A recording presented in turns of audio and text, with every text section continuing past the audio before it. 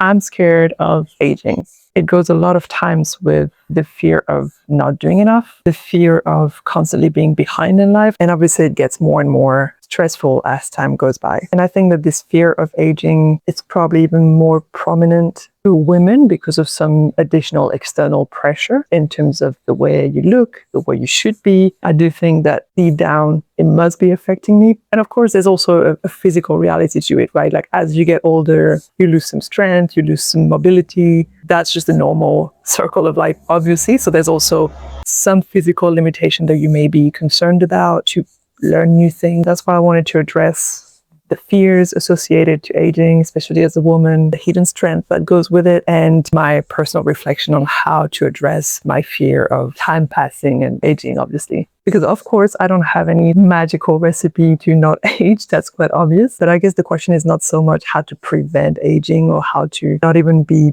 worried about aging. That's not something that goes away that easily. But it's more so about aging well and aging in your own terms. Aging goes with fear. That's undeniable. I have personally started to feel the fear associated with it quite recently when I went full on into my 30s, right? 32, 33 years old. And it came all at once because obviously some signs in your body just start appearing all at once in your 30s, like some gray hair appearing, I guess some visible sign of aging. And that's when you start worrying, of course, am I going to lose strength as well? Am I going to lose my vitality, my energy, my willingness, my excitement, my appetite for life and everything that goes with it? It's still a very light feeling when you're in your 30s, but I'm sure I would bet easily that it's a bigger and bigger concern over time. And the thing is like everything in life, I'm deeply convinced that instead of just waiting for things to get worse, I'd rather always anticipate. Some people may tell me like, you're still in your mid-30s, that is so young, why are you even concerned about that? I'd rather be concerned about it before it's actually a problem so that I anticipate that and I make sure that I do age gracefully and in my own terms. And I make sure that I kind of set the right foundation for me to not be frustrated down the line. A year ago, I had herniated disc, which in itself, it can definitely happen in your 30s. It's not that terrible, except I was part of this small percentage of people that don't heal so well. So even like 6 months in, doctors were telling me your hernia is not, getting any better, and therefore you should probably have surgery. Now, it doesn't sound too crazy, but the surgery they were talking about, when I looked into it, basically would have prevented me from having the same lifestyle that I had and that I want to keep, which is being active, not being in constant pain, being able to just walk as long as I want without having my back exhausted and without just being constantly in pain. And the prospect of that, it is terrifying. And it just forces you to face your fear, I guess, and to question what you need to do in order to avoid that. So obviously, I decided not to take the road that was offered to me by doctors and see if I can avoid that surgery path, which I did, and it worked. And so luckily, my life is actually not going to change like it could have been. But I guess this takes me to my next point, which is the importance of taking your body back and, anticipating and making sure that you take your own physical ability in your own hands, if that makes sense. And you make sure that you keep it that way early enough so that it's not too late down the line. And that starts by asking ourselves very simple questions, such as, what does it look like in a few decades from now, living with this body of mine, if I keep living the lifestyle that I live now? If I keep eating the same way, if I keep moving the same way, all these things. And I did this work myself, and I have some pretty clear answers. And I guess I'm just going to share with you, and you can do this exercise for yourself and see what matches or what works for you, what answers work for you, and what can be different. For me, with my context, some things became very apparent. Building muscle is an essential one. So obviously, one of the biggest issue that caused that herniated disc was the lack of muscle strength in my lower back. And this is, again, something that also came from external pressure. I'm not rejecting all accountability. I should have done the work myself.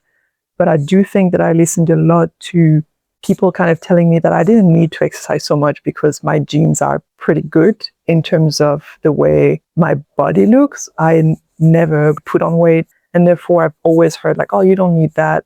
Almost some pressure, actually. You don't need that. You can almost focus more on studying your brain, like focus more in the intellect rather than sport and activities because you don't need it so much. Of course you need it. You need it no matter what. Just because you don't see that I do have fat or anything doesn't mean that I don't need to strengthen and to have a solid muscle base in order to avoid this type of accidents. And so, of course, like I said, I don't take away my responsibility of just not listening to that, just going my own way and just do it. But it just goes to show how, some little seeds are sometimes planted in our brain from the way we look. We sometimes have very, very subtle pressures or very subtle hints that we should or shouldn't do certain things. So obviously building muscle is probably one of the most important one. And it's literally the basics if you want to age well and healthy. Another one for me was managing stress better. And that's something I'm very strongly working on to this day, because I do tend to be very stressed out, even to have like some anger issues where I just get very stressed for minor things at times. And obviously that's been a big one when I was having my company, which I talked about in another video. But it was obviously something that very clearly impacted my stress level and impacted, therefore, my health. And it was impacting me physically. Started to have gray hair. I started to have, like very visible wrinkles, signs of fatigue. I started abnormally putting on weight due to stress, which I lost when I started working on it. And I realized, what they say is real, basically. You definitely need to have good sleep and to manage your stress, work on your breathing. All these things matter so much. And a third one that was also a direct consequence of my herniated disc was the mobility. So it's not only about building the muscle, it's also making sure that my lower back is more mobile and I just gain in flexibility. And that also goes, by the way, with the stress and how contracted you're in your body, like just working on the flow better, relaxing more and working on being flexible in every level, basically. That is the third major aspect that I'm working on. I think that there's actually a big problem in how much these 3 points that I mentioned are quite often associated only to age well physically, especially again for women. We're constantly talking about like how to not get saggy. But the way I see it is obviously way deeper than that, right? It's just keeping my independence, keeping my ability to keep doing things. This entire channel is about being curious and starting new things. And obviously, don't get me wrong, I know that even when you start losing mobility, even when you start losing your physical independence, there are still plenty of things that you can learn, that you can do.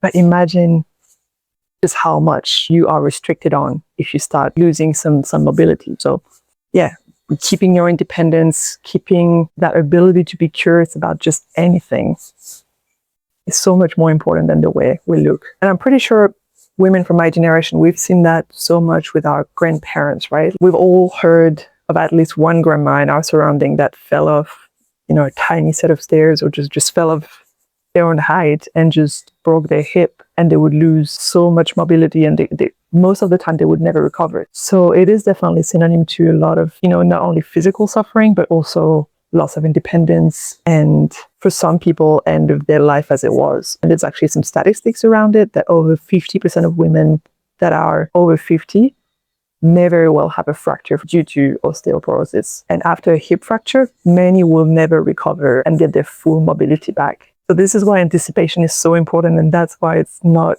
too early to start thinking about those things when you're in your mid-30s. Obviously, don't spend your 20s worrying about this, but don't wait until you're mid-40s to start thinking of how to anticipate these things. And I think as women, it's particularly important that we actually move beyond this kind of implicit shame that was assigned to us. I even kept that in my mind for the longest, that you don't want to be looking too muscular as a woman. You don't want to be taking too much space. You don't want to be too strong or too strong looking because it's not feminine enough, because this, because that. And first of all, I've always looked a bit, I guess, the definition of what's called masculine, with like those kind of square shaped shoulders, pretty tall. I don't want to live by these standards that have been kind of forced on me anymore. I do want to be both. I want the best of both worlds. I want to keep this agile, tonic body, capable body of mine. Meanwhile, I also want to embrace femininity and all the definition of femininity. And you can be both. You can be everything and anything at once. So reclaiming our physical strength as women is actually a form of power. It's rejecting what is being put on you and saying, well, I'm capable.